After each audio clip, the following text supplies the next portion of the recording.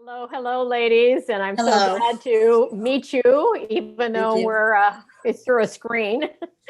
So today we came up with the topic fit and style for every body. And every body has got a different body, right? And our bodies change over time as well, don't they? And sometimes we're happy with them, and sometimes we're not so happy with them. And so, my goal today whoops, is to give you some tools so you can be smart about putting an outfit on or putting or buying like Tammy said, going to Marshall's and knowing what to look for and what not to look for. And I don't want you to think you needed to have a new body, because it's not about having a new body. It's working with the body that you have today. And so I want to give you all the tools or the tips that you may need to make some smart decisions. I also, as we go through, invite you to ask me a question. So if I get to a body, let's say, issue that you want to talk about, let me know and we'll expand on it a little bit. And I also want to show you how to create focal points on your body to either draw attention to or away from the areas that either are or aren't your favorites. Because I think we all like to make sure that we highlight our favorites. So when we look at this graphic, I just love this graphic because, this is true. I mean, look at all the different body shapes. And yet we expect when we go shopping that everything on the rack should fit us, right? Well, it doesn't. And it just means that we have to know what to look for our body. We also have to be willing to maybe make a few adjustments. So maybe it's going to be some alterations, or maybe it's going to be sizing up even though you don't like that number. So the bottom line is, I always say to my clients, do not worry about the size that you see in the label. If you don't like the size, just cut it out when you get it home. Okay, that's what I do. So that's the simplest. But to have a great sense of style, you really have to understand what works for you. So you have to be able to know, first of all, your body shape. Okay. And that would be what I would say would be your horizontal proportions and your vertical proportions. You also have to have some, I guess, knowledge or even awareness about design lines. And we're going to talk about design lines tonight because they can really alter your appearance. They can make you look taller. They can make you look thinner. They can make you look shorter. They can make you look wider, whatever you need. Design lines can absolutely help you put that into play. Also, you're going to need to know your coloring. Now, I'm not going to really spend much time on color tonight, but your natural palette is going to be different than my natural palette. So if we just look at the four of us that are on the call, all of us have very different coloring. And so I'm not going to talk specifically about color, but I think knowing what colors work for you are going to be really important to nail a great style over time. And then the other little thing that most women don't realize is it's always nice to know your face shape and to look at your face shape and just see, oh, do I see a lot of curvature? So like Janice, when I look at your picture, I see a lot of curvature in your facial structure. And that means that one of the things you're going to like to do is you're going to like to wear patterns that have curvature to them. You're probably not going to be one that likes a lot of angularity in the patterns or a lot of stripes. You might like something that's a little softer, a little more floral. So those of us that have facial structures that are round and curved, we're going to kind of lean that way. If we have facial structure that's more angular, so mine's a little more angular and I've got kind of a sharp nose. So I'm going to be somebody that's going to go to things that have a little more angularity to them. So knowing that about yourself, I think, is also important. The other thing you always want to identify for style is what your professional or lifestyle requirements happen to be. We're not going to go into that today, but of course, somebody that's retired, the things I show today are going to be very different, if you're retired versus if you're a professional and still working. So just keep that in mind, because it's not really possible for me to have every example for everybody that's on his call, as you might guess. So look at these three women standing side by side. Yes, we all have differences, don't we? And it all begins with your proportion, because when we look at our proportion, the thing we're always trying to do is to get our proportions into balance. When you look at yourself or when other people look at you, what they like to see is something that's harmonious and that's balanced. So if you look at this woman here in the center, she's very tall and she's got very long legs. Look at those legs. They just go on and on forever. She's very short in the upper torso. But then you look at this person and you can see she's got short legs, doesn't she? But she's got a long torso. So you can tell right off the bat that even if they did wear the same size, they would not be able to wear the same clothes because their proportions are very different. This woman over here is pretty well proportioned. If you look at her leg length and you look at her upper torso length, they're pretty balanced. And there are a lot of women out there that are balanced, but not all. And I happen to be one of those that fits into, kind of the short torso, longer legged, but certainly not as tall as that individual is. So what am I going to do? It's going to be very different from what this woman would do. So knowing your body is really key to selecting the garments that flatter you. And then when you look in the mirror, you like what you see. It's all about, if you ever go out shopping with a friend and you have a friend that maybe is your same size and you pull something off the rack and you think, oh, well, we'll both try this on. And she tries it on and it looks fabulous on her. And then you put it on and you go, what's wrong? Why does it look great on you and it doesn't look great on me, and yet we're the same size? And it's all that proportion thing. So by understanding your proportions, you're going to be able to make style choices or garment choices that are right for you. You're going to be able to choose the lengths and the shapes that are going to flatter your body, and that will end up, I hope, being able to guide you into making some new choices as you go forward.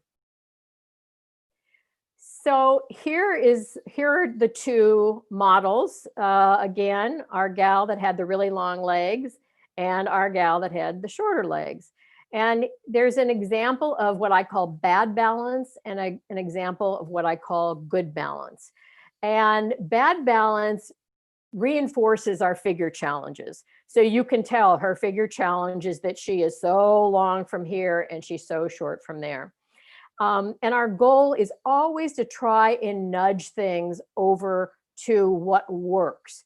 So here is a way, they're both wearing the same blouses, they're both wearing the same pants. And here this woman has her blouse tucked into her pants. And when we pull the blouse out and we let it hang out, you can see now her body is in better balance. Her legs and her upper torso look like, they're balanced. And this gal has her blouse out. If we tuck it out or tuck it in, now we can see her legs. Whereas here we sort of chop off her legs even more so than we need to.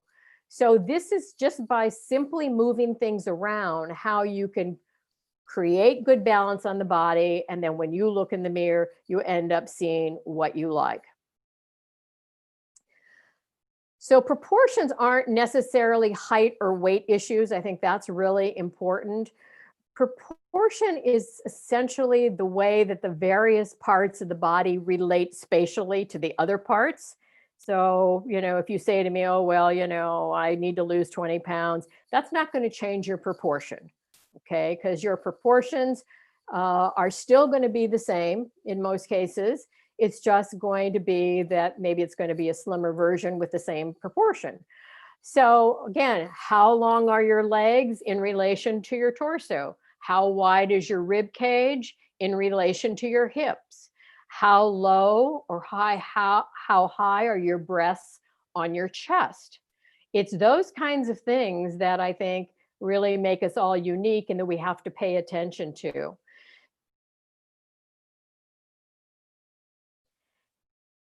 So what I want you to do is when you go home or when we get off the call and you get undressed for bed tonight, take a look in the mirror, as you're undressed and say, okay, I can see, yes, my hips are wider than my shoulders. Or I can see, wow, I really do have shorter legs and I really do have a long torso. Or yes, I can see my busts are low rather than high. So pay attention to your bodies. That's your homework, because chances are you already know this. You already know where you need to create balance, but this is just to remind you of some of the things that I'd like to suggest to you. So I'm going to give you some powerful slimming techniques because I don't think I've ever met, I've been practicing now for over 25 years, and I don't think I've ever met a woman that says to me, I want to look shorter and fatter or wider. They always say to me, I want to look slimmer and I want to look taller. Well, I do too. So, it's just as women, that's kind of what we strive for. So maybe we don't want to go on a diet. I don't particularly want to at this stage of my life, but I can shift my choices in clothing and actually do it that way. I can take off 10 pounds just like that with having the right proportion in my clothing. So rule number one is, if you know nothing more, one of the strongest techniques you can use for looking slimmer and looking slimmer and maybe even a little taller is that monochromatic dressing is like magic. So monochromatic dressing is what you see here. All three of these women you can see are dressing in a tone that just keeps the eye flowing. You see that? The eye goes from the top of their shoulder right down to their ankle. And color, you might not be aware of this, but color is the very first thing that most people notice about an outfit. Either they like it or they don't, but they notice it. And dressing in one color, your color that you love, or your colors that you love, dressing in one color produces that very strong, unbroken line for the outfit. And what that does is it ends up elongating the body. So though this is really a very powerful slimming tool. Now, do all the colors have to match exactly? No, they don't. And you can see that here in this picture. She has on a light gray jacket and she's got on very washed blue jeans. And yet they're kind of tonal. They're in the same tone. So it gives the eye the ability to just scan that very easily. So I don't know if you've ever, if you understand color at all, you might understand the word value. And value is how light or how dark a color is. So these are all light value colors. So black, or this very dark spruce green, is the darkest value of the three that you see here. Now, this is the lightest value, and then this is somewhere in between. So why that might be important is because if you want your body to recede, in other words, you don't want it to come forward and stand out as much, then you're going to go with darker colors, your best dark neutrals. And if you want something to come forward and you want it to show up more, then you're going to go to light value or extremely light value colors. But let's say, okay, with COVID, great, 10 pounds on me. All right, how did that happen? Well, just being at home too much and snacking and all those kinds of things. So right now, I find that I'm gravitating to all my darker neutrals again. So my body is receding a little bit rather than coming forward.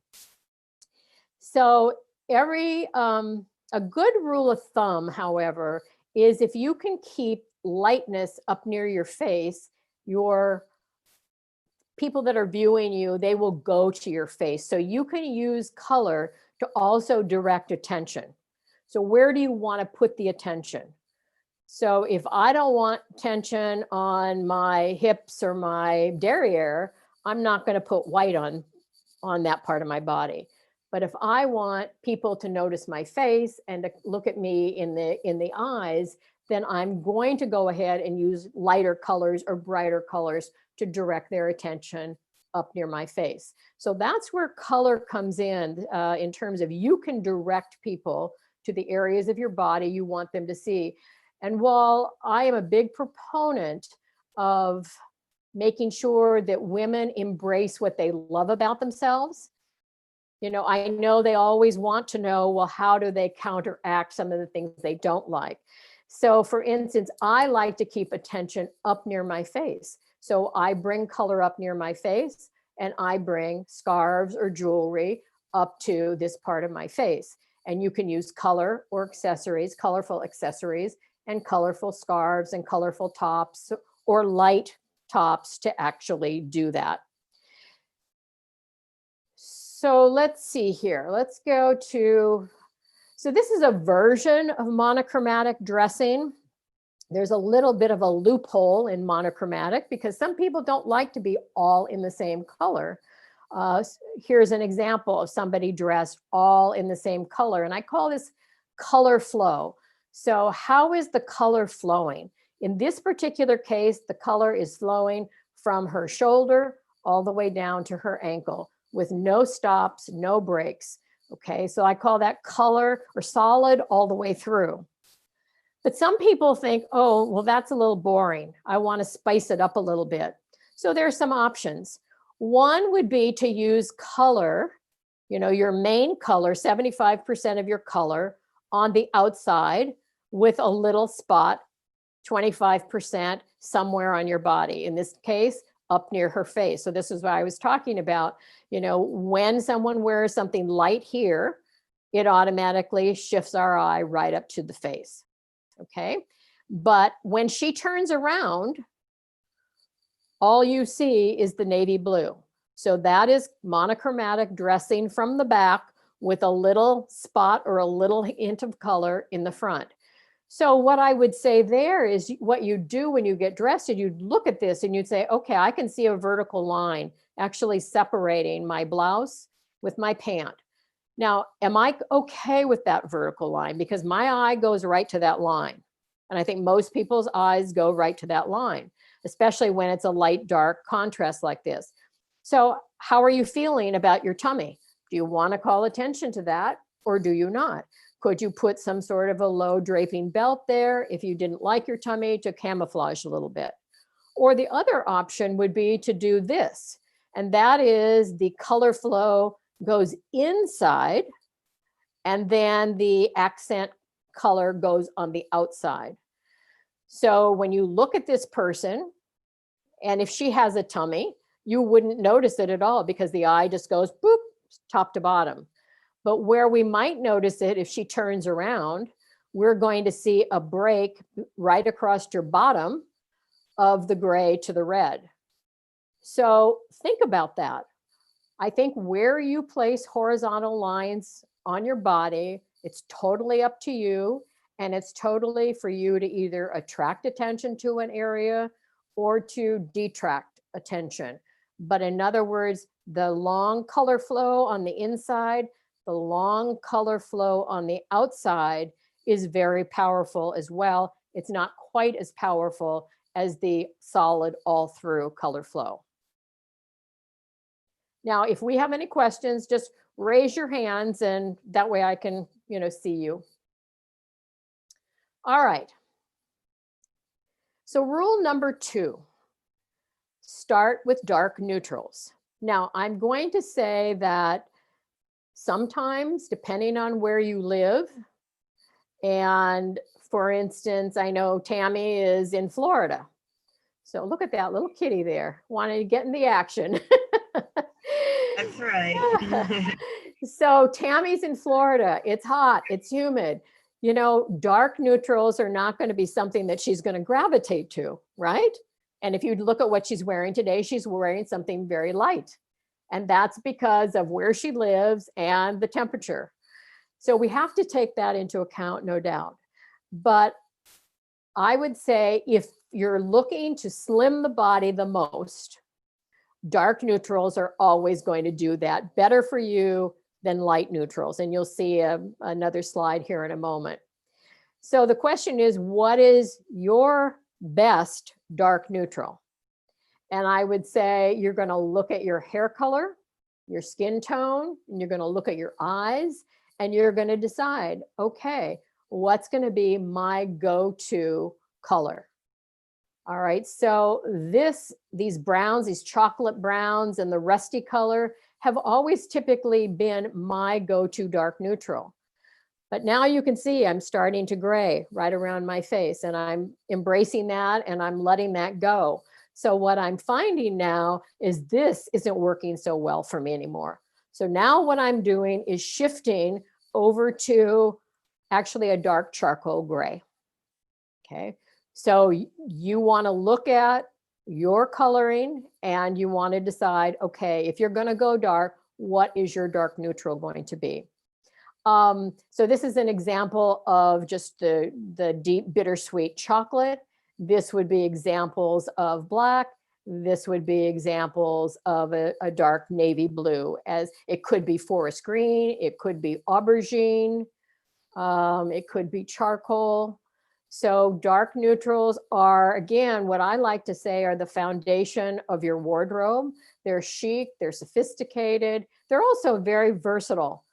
As I mentioned before, they absorb light and they recede into the background rather than reflect light and pop out as lighter and brighter colors do. And the darker the color, the more invisible the construction of the garment. So that means it's easier to get away with more inexpensive garments if they're darker. So I'll tell my clients, you know, if you love black, you don't need to go out and spend a whole lot of money on black pants or a black jacket, because number one, we won't be able to see the construction real well. And number two, they're easily replaceable. So go ahead and get deals on your dark neutrals.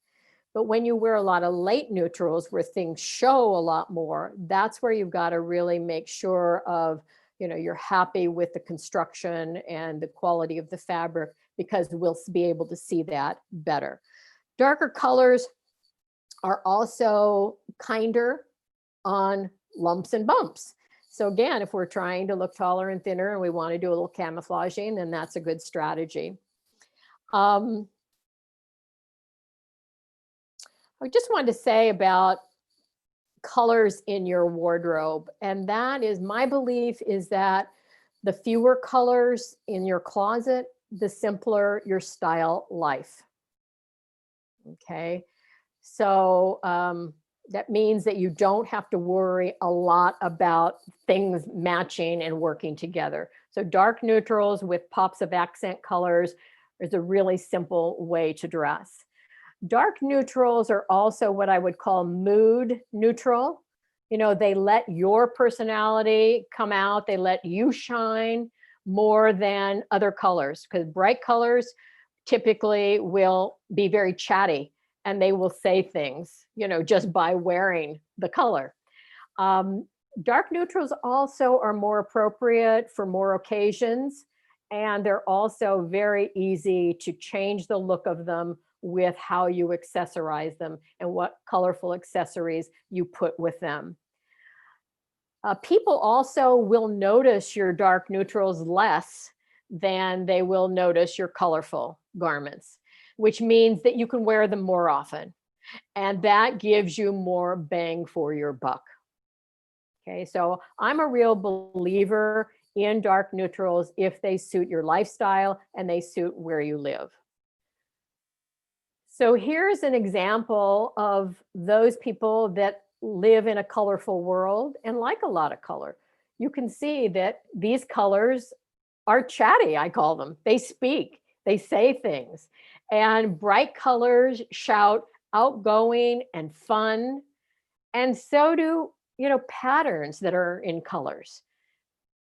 Pastels might say, you know, femininity or gentility. But you can see each one of these, I could probably guess what their personalities are just based on how they dress in color. And we can tell this woman is probably very dramatic. This one, very feminine, maybe a little soft in her personality. These two women, fun, vivacious. So you can see how chatty colors, and believe me, I've got chatty colors in my wardrobe. I'm wearing a chatty color tonight in honor of Thanksgiving. So my orange, but the majority of my wardrobe, the basis of my wardrobe, I should say, are in my dark neutral. So rule number 3, and this is probably the most important design rule going, and that is that vertical lines are your friends.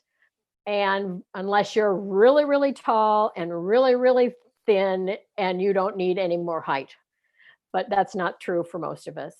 So vertical lines go up and down as opposed to horizontal lines, of course, which go side to side.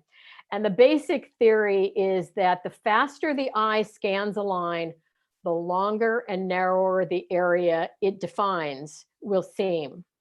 So if we look right here, here's the vertical line. It's all those buttons that are in contrast to the pink dress. And what does our eye go to immediately? It goes to those vertical buttons and our eye goes right up and down. And then this woman is wearing a pleated skirt and our eye goes right to that skirt and boom, up and down it goes. And in this particular case, it goes right to the black and white pattern. First of all, high contrast attracts attention. And the fact that it's a vertical line also gets our attention as well. So do you need vertical places or vertical patterns on your body? So for instance, because I am short-waisted, I have a short torso and longer legs, this would suit me very well because I would use vertical lines up top to try and make things look longer up top. If I had a very long upper torso, I would not put vertical lines up top. So you just have to figure that out, you know, by looking in the mirror and determining where you're short and where you need length. And maybe if you have short legs, one of the things you're going to do is you're going to put vertical stripes on your pants. Okay, like a pinstripe.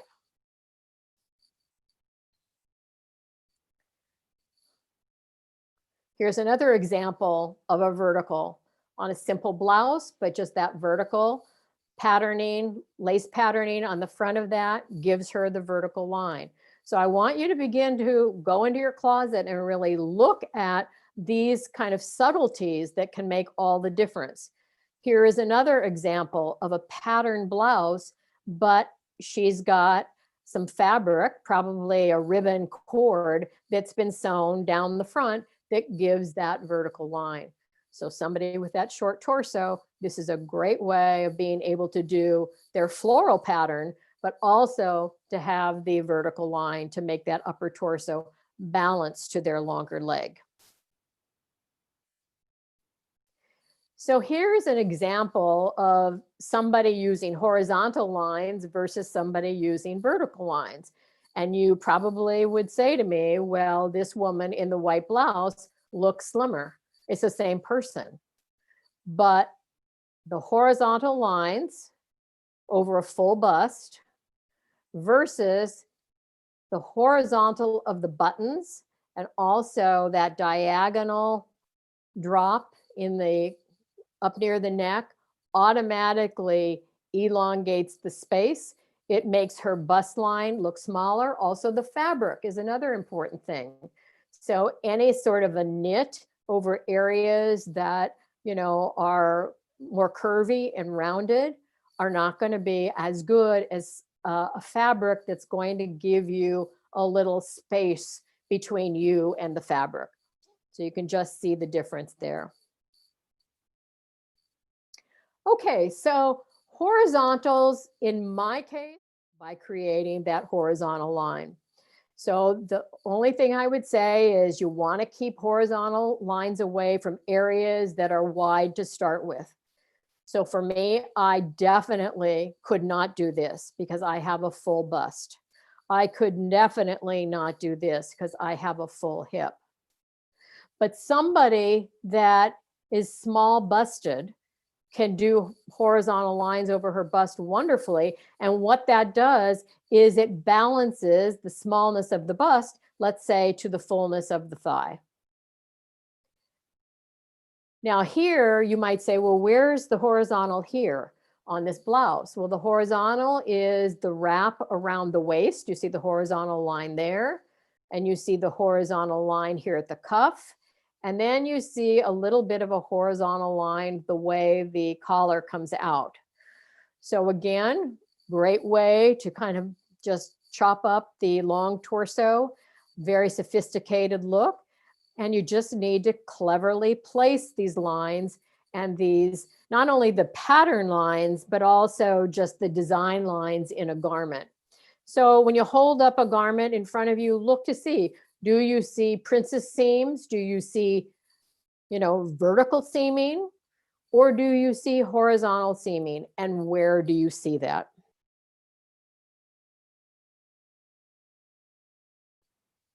The other thing I want to say about stripes is that the closer the stripes are together, like here,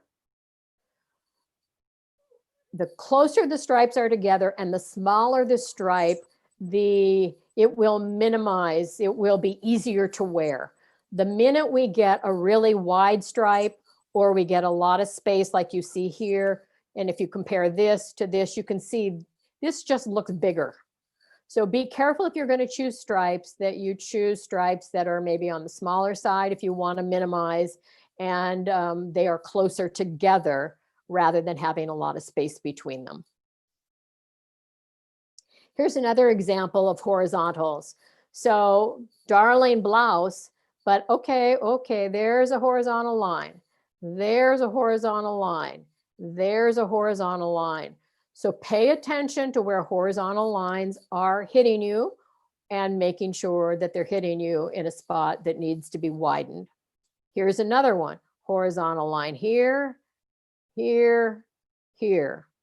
She's tall, she's slender, she can handle all those horizontal lines. If I put that on, I'd look like a stuffed sausage. So, just pay attention to those little details. Now, diagonals are also can be friend or foe. And the thing is here that the deeper cut on the diagonal line, the more slimming it will be. So a deep cut on the diagonal. The minute the diagonal line starts to go over, so this is pretty deep too, but if this diagonal line went across up higher, that would widen her. Here, very flattering. So for swimsuit wear, having some sort of a diagonal either in the pattern or in the way that it is designed is really a flattering look and elongates the body and slims the body beautifully. Okay, rule number 4 is it's all about balance. And so if you're short-waisted, what do?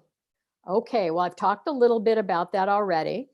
But as I said, that if your torso is short, do any of you have a short torso and longer legs? You do, okay, all right. Then your legs are probably longer. And as I said, that's good because height is perceived according to our leg length. And the trick is always to try and maintain the long-legged look, which again makes us look taller and slimmer. So the way you can create, if you're short-waisted, the way you can create vertical lines would be with long scarves. So bringing long scarves down, and I'm doing that. I don't know if you can see me here in the screen, but I've got a blouse, a scarf on very similar. So I'm bringing the eye down, I'm elongating that vertical line. You could also do it with a very long necklace. So that comes down, below the bust line. But you do have to be careful with that. So if you're full busted and you're short-waisted, then what ends up happening if you wear that long, and that's not real attractive. So in that particular case, you're going to want the necklace to just be slightly above the top of the cleavage. Rolled up sleeves also will be great for somebody that's short-waisted. Any kind of a V-neck or a deep scoop neck, I'll show you here in the next slide. And also for those of us that are short-waisted, having a flat front, narrow pant or skirt where we don't have a waistband, because if we're already short there, then having that waistband there just sort of cuts into us. So a waistbandless pant or skirt is great. And if it has any kind of a curvature to the waistband, that's even going to be more comfortable for us. The other thing would be for somebody that's short-waisted, having a top or a sweater like you see right here that is out and over the waistband. Okay, we're not tucker inners, because if we're tuck in, we look short, okay, and we feel uncomfortable. So what we like to do is to bring our tops out kind of to the hip area, the hip bone area. You do have to be careful about the really long tunic tops that are out right now, unless your legs are really pretty long, because they will encroach, especially like I'm 5'4". So I'm 5'4". If I wear one of those really long tunic tops, then it cuts my legs and I look all the more short. So pay attention to that when you look in the mirror. Now also for short-waisted, I don't know if you can see this, but this is a shawl collar. So it's not like a notched collar on a blazer. It is long and it's kind of elegant, and the vertical line of that elongates the upper torso. Also, you notice the ruffles on this blouse. Look at how elongated that ruffle is. It goes all the way down to her waistline. But also look at where she's holding her hand. That's really her waist. And yet look how far she's dropped everything down to give more open space up here. So she's probably got a low-rise pant on, which quite frankly, I cannot do. So therefore I will not tuck in. I will always let out and over. But for somebody that does like that look, it's kind of a younger look, having the long ruffle, having the belt that drops down below the waist, having that shawl collar, all good things. In this particular case, that scoop neck that's very drapey gives her kind of a V, more vertical lines here in the drape of the bow, and then more verticalness here with the contrasting buttons to the color. So you see all these vertical lines for the short-waisted person now is starting to put her into harmony and balance, and she begins to feel more comfortable. Now, if you're long-waisted, being long-waisted definitely has its pluses and minuses. I would say that someone that's long-waisted is oftentimes going to be most comfortable in dresses, and tops and jackets are easier to fit for the long-waisted person than they are for those of us that are short-waisted. You have more room above the waist for interesting layering as well, and wearing a belt and doing fun things because you've got more space. But the main disadvantage of somebody that has a long waist is usually she's going to have short legs. So I would say generally, the longer your waist, the shorter your legs. And so the goal for this person is, how are we going to lengthen the look of the leg? Always. So one of the things that we can do is, or she can do, is she can wear skirts, because we can't tell where the leg starts and where the leg ends.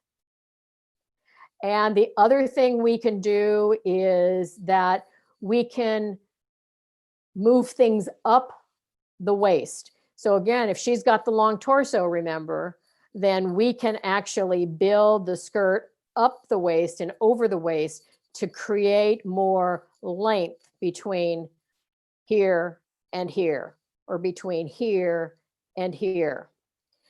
Now, belts are always a good way to cut a long torso.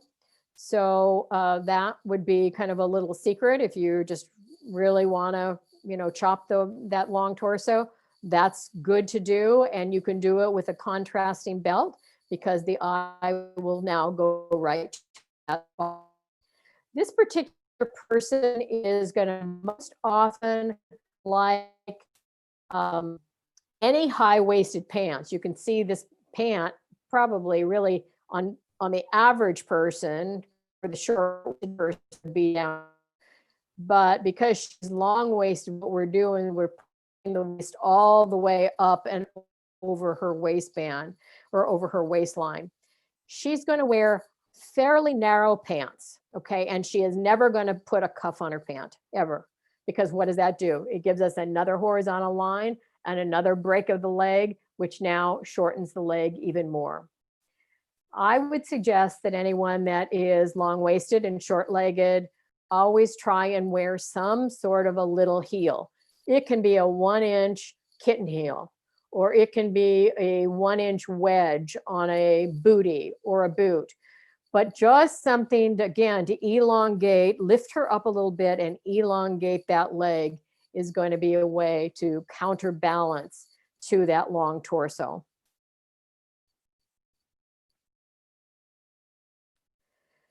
And short skirts for the, short-legged person, short skirts are going to be fine as long as, legs are in good shape. I also think that if you look here, one way you can elongate the leg is by wearing the tights. So now we've got that monochromatic look all the way down, through the leg and through the skirt. So that makes that area of her body look longer. I already mentioned the belt being good to cut the long torso. And this is something that's bad for people with short legs. So people with short legs should not be wearing cropped pants or capris, or, as we used to call them in the day, pedal pushers. They're not going to wear hip huggers. Why? Because when you wear a hip hugger, you see the leg is shorter. But when we bring it up to the waist, now we see the leg being longer. So the person with the short leg is always going to wear the higher waisted pant. And what's best for a woman that is bottom heavy? So typically, if you have a full derriere, most times I find that the bust and usually the face and the neck are a little bit slimmer. So what we want to do is just acknowledge that for people that are bottom heavy, it's typically because that's where their weight settles. It settles below the waist, it settles in the hip, in the thigh, in the derriere, and sometimes in the leg. And usually the bust is average to small. As I said, the face and the neck are generally a little bit more slender. So there are 3 remedies here for rebalancing somebody with a heavy bottom. And one is to add some dimension to the top of what you're wearing. So here's a perfect example where we've added some dimension up top. So our eye goes there and it widens her up here to balance to a fuller bottom. The other thing we can do is we can reduce the dimension on the bottom. So rather than wearing something that is stiff and something that is tailored, it's better for a person with a heavy bottom to wear softer fabrics. And you can see here this chiffon fabric, how it just flows over the hips, flows over the bottom very nicely. And I love the fact that we see this vertical line here, so that elongates her, all things really flattering her body very, very nicely. So if you're bottom heavy too, sometimes if you're small busted, I say, consider a padded bra because that will help you balance as well. Soft flowing tunic tops, skirts that are close to the body though, not things that are big and voluminous and billowy. So we want to stay close to the body, but we don't want things to cling. So we want things to naturally drape, which forms an elongation of the vertical line. All right, and we definitely don't want to wear skirts that have a lot of gathering around them.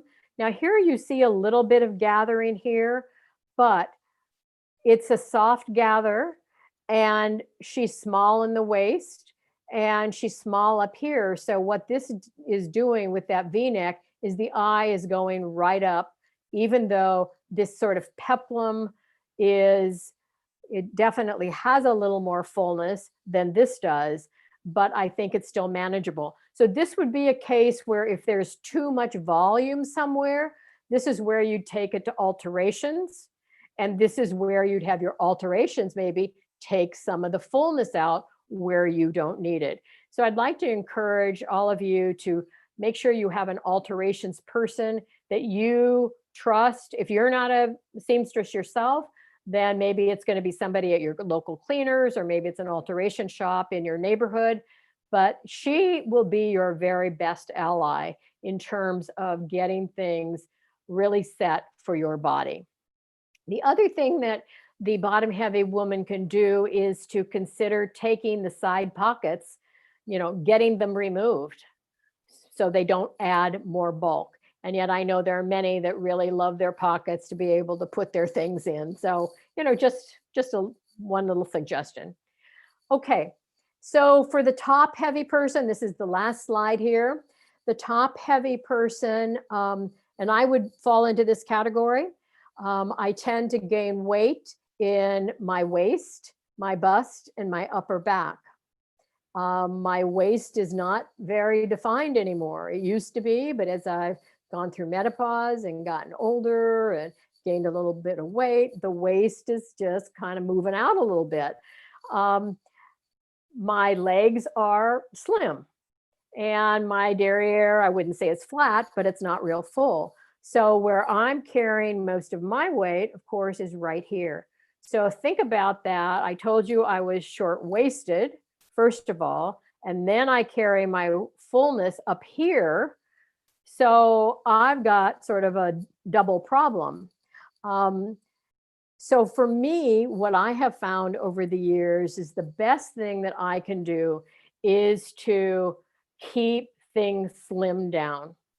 So if we look at this piece here, you can see it is vertical, it is long, but it's a simple cardigan sweater that doesn't have a lot of texture. It doesn't have a lot of bulk to it, but it's got warmth. And where I live, where it's foggy all the time, warmth is really important. So I might do that in a cashmere just because it's lightweight, but it gives me warmth. Underneath, I keep my tops really, really simple. So for those of us that are top heavy, we're going to keep things simplified up here. We might do, again, a simple necklace, but for me, I like to pull my necklaces up a little higher above my bust because of my full bust. V-necks are very, very important for the top heavy gal. And what also is really important for the top heavy gal is that she wears fabrics that are drapable, that she's not going to be somebody that's going to do well in a boxy, structured blazer type of a jacket. And double-breasted jackets, totally forget about that. So, there are many, many designers out there right now and things in the stores that really lend itself to, that flowy sort of a look that skims over the body, but also gives some little hint that there's a waist under there rather than just being a box. Okay. So this is the person that's going to avoid a lot of like patch pockets over the bust or wide collars, things like that. And the bra is oh so important for this particular woman, because, you know, keeping the girls up where they belong will keep the look slimmer. There's nothing that makes the woman look heavier than having droopy bosoms and a short waist all at the same time, where it looks like the bosom is actually sitting on the waist. So that's where really a good bra is oh so important. So ladies, those are all my secrets for all different kind of bodies that I see. I just wanted to tell you that if you want information about how I can help you with your virtual styling or color analysis, I do this virtually all over the United States. So that is my website, powerful-presence.com, and you can go to the virtual services tab and see all of that right there. And here is my phone number, 831-238-2308. So if you have any questions, I'm in California, so I'm 3 hours behind some of you. Don't hesitate to give me a call or shoot me an email, and I would love to be able to help you out in any way that I can. So Tammy, I think that's it. Thanks, Mary.